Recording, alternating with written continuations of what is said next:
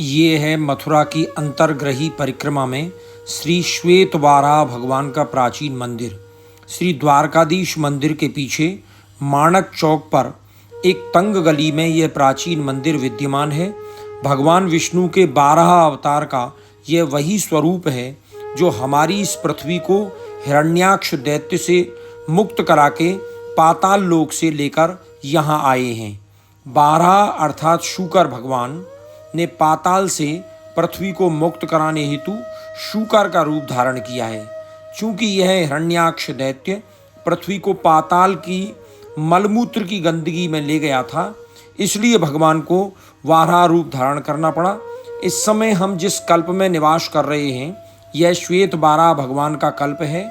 गया जी में पिंडदान करने से और पुष्कर तीर्थ में स्नान करने से जो फल प्राप्त होता है, वही फल श्री श्वेत वाराह भगवान के दर्शन मात्र से प्राप्त होता है। यहाँ 12 भगवान चतुर्भुज स्वरूप में विराजित हैं। चरणों में हिरण्याक्ष दैत्य है और भगवान ने अपनी दाढ़ पर पृथ्वी को धारण किया हुआ है।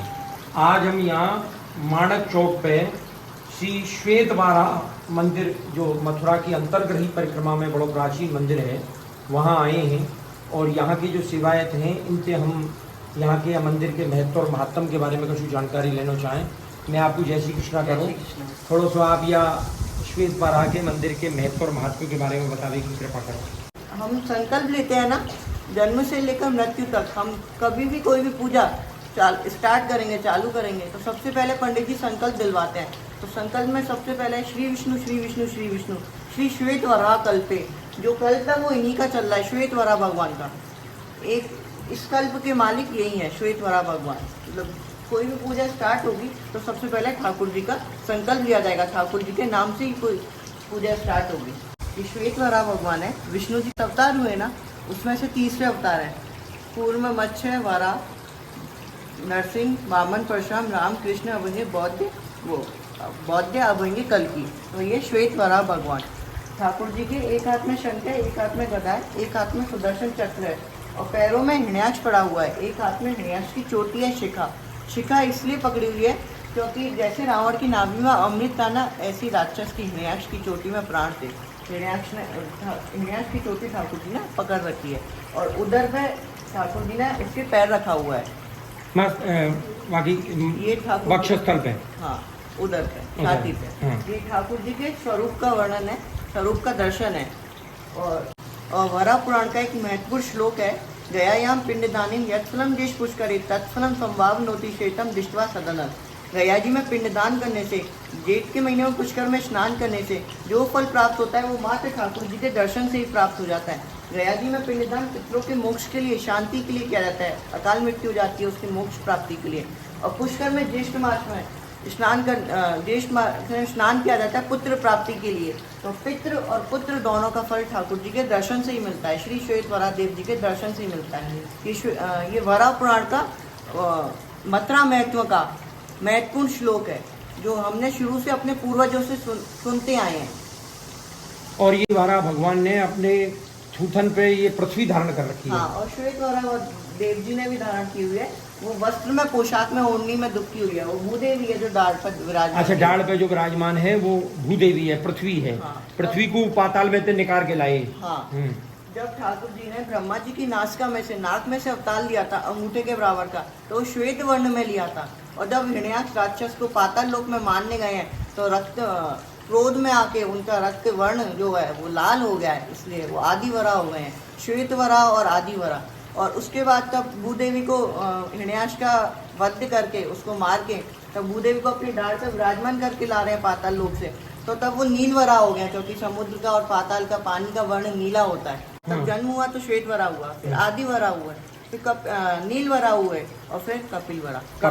हाँ, तो ये भगवान वाराह भगवान जो है वो पृथ्वी को पाताल लोक में से निकाल के आए हैं, हिरण्याक्ष से मुक्त करा के। हाँ। और तब जाके इस पृथ्वी का, ठाकुर जी बोलते हैं, मैं विष्णु हूँ, मैंने वराह अवतार, शूकर अवतार आपकी रक्षा के लिए लिया है। शूकर अवतार इसलिए ले आता है क्योंकि मल में और गंदगी में केवल शूकर ही जाता है, ना मनुष्य जाता, ना कोई देवता जाते। तो बुद्धदेव बोलते हैं आप मेरी इस दैत्य से रक्षा करिए। तो हिरण्याक्ष का और ठाकुर जी का युद्ध हुआ, इसकी शिखा पकड़ी है और इसके प्राण निकाले हैं। और भूदेवी को मल में से, गंदगी में से अपने डाढ़ पे विराजमान करके, आपको दिख रहा होगा विराजमान कर रखी है भूदेवी, डाढ़ पे विराजमान करके आकाश मार्ग से ला रहे हैं। तो भूदेवी को गर्व हो गया है, अभिमान हो गया है कि मैं कितनी भाग्यशाली हूँ, स्वयं नारायण मुझे अपने मुखार बिंद पर विराजमान किए हुए हैं। इस संसार में मेरे जितना भाग्यशाली कोई नहीं होगा, क्योंकि मुझे तो स्वयं नारायण की प्राप्ति हो गई, मेरे लिए ही नारायण अवतरित हुए। तो भूदेवी से बोलते हैं आपको कहीं भी हरा भरा वन दिखता है, नदियाँ पहाड़ दिखते हैं, तो आप मुझे बताना, मैं विश्राम करूँगा। तो भूदेवी बोलती हैं कैसे संभव है, हरा भरा वन नदियाँ पहाड़ ये सब तो मेरे ऊपर ही विद्यमान है और मैं आपके ऊपर विद्यमान हूँ। तो ठाकुर जी बोलते हैं नहीं, तुम्हारी रचना करने से पहले मैंने एक और धाम की रचना करी थी, जिसे गोलोक धाम, ब्रज धाम कहते हैं, मधुपुरी। तो भूदेवी बोलते हैं आपका धाम आएगा तो मैं आपको अवश्य बताऊंगी। तो जैसे ही ठाकुर जी और भूदेवी ने ब्रज में प्रवेश लिया है तो उनको हरा भरा वन, नदियाँ, पहाड़ ये सब दिखने लगे। भूदेवी बोलती हैं आपका धाम आ गया, विश्राम की कह रहे थे। तो द्वारकाधीश मंदिर के सामने अस्कुंडा घाट है, जिसका पौराणिक नाम वरा घाट और शुगर क्षेत्र बोलते हैं। शुगर क्षेत्र इसलिए बोलते हैं क्योंकि भूदेवी को वहाँ विश्राम कराए। और सोरोजी में, यहाँ से कासगंज डिस्ट्रिक्ट में पड़ता है सोरोजी, वहाँ अपना देह गंगा जी को समर्पित कर दिया ठाकुर जी। गंगा जी को आशीर्वाद दिया है, जो भी अपने पितरों के प्रति तर्पण, हवन, यज्ञ, ब्राह्मण को भोजन आदि करेगा, उनके पितरों का वास मेरे धाम में होगा अथवा मेरे निजी धाम वैकुंठ धाम में होगा। और गंगा जी को यह भी आशीर्वाद दिया है, जो भी अपने पितरों के अस्थि कलश और अस्थि पुष्पों का विसर्जन करेगा, उनकी अस्थियाँ, पितरों के अस्थि कलश जो है, अस्थियाँ, वो पानी में विलीन हो जाएंगी। ये मथुरा में कौन सी जगह पे है ये मंदिर? ये द्वारकाधीश मंदिर के पीछे बजरिया, बजरिया के ऊपर मानिक चौक है, मानिक चौक में है ये। मानिक चौक में ये हाँ, मंदिर। और द्वारकाधीश के सुबह कितने बजे खुले है ये? सुबह गर्मियों में 6 बजे से 6:30 बजे से 6:30 बजे द्वारकाधीश जी की मंगला होती है, 6:30 बजे पट खोलते हैं, ठाकुर जी की मंगला होती है, और 6:30 से 12 बजे तक। और शाम को 4 से 8 बजे तक। 4 से 8 बजे तक ये खुले। जो भी कोई अंतर्ग्रही परिक्रमा में माणक चौक में स्थित या श्वेत बारह भगवान के मंदिर को दर्शन करना चाहे वो यहाँ आ जाए।